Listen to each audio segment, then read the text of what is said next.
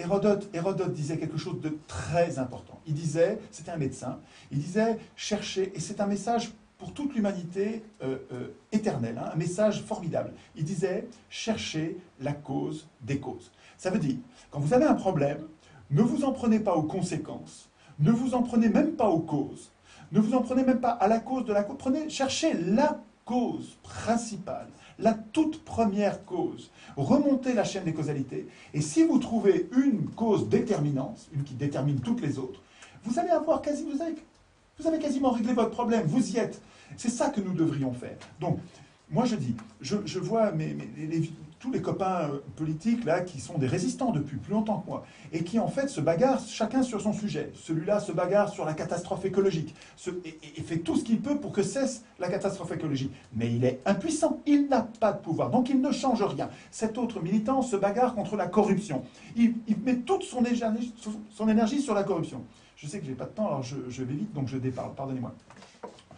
Il met toute son énergie sur la corruption, mais il met son énergie sur des conséquences. Et en plus, il est impuissant politiquement. Il l'oublie, il néglige de se préoccuper de la cause de son impuissance, etc. On a comme ça, je dirais, une vingtaine ou 25 têtes de chapitre de résistance sociale contre des injustices sociales. Tout à fait défendables. Je les partage, ces luttes sociales.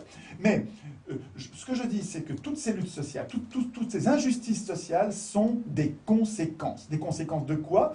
De notre impuissance politique. Si ces injustices ont lieu, c'est parce que... Aussi.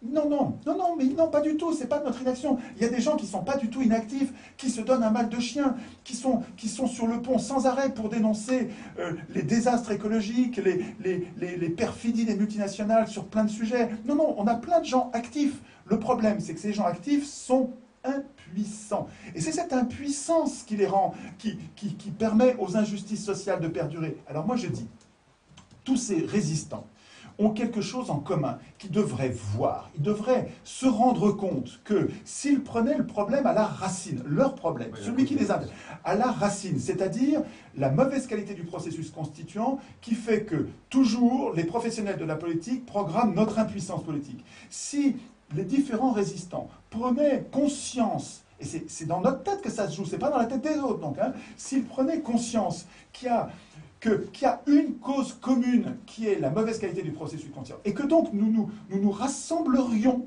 c'est-à-dire des gens qui sont pour l'instant ennemis, parce qu'il y a des progressistes, des antiprogressistes, il y a des écologistes qui sont les ennemis des progressistes, et qui se mangent le nez, alors qu'ils sont soumis à la même impuissance. Ces gens-là seraient capables de fraterniser sur une cause commune qui serait, il nous faut un processus constituant désintéressé.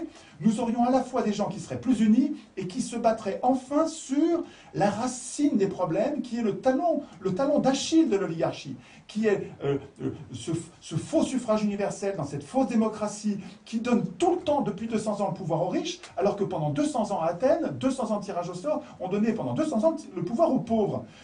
Le talon d'Achille de l'oligarchie, c'est le faux suffrage universel. Il faut qu'on sorte de ce truc et qu'on arrive à réimaginer une vraie démocratie digne de ce nom, mais il faut qu'on remette tous les mots à l'endroit. Ouais.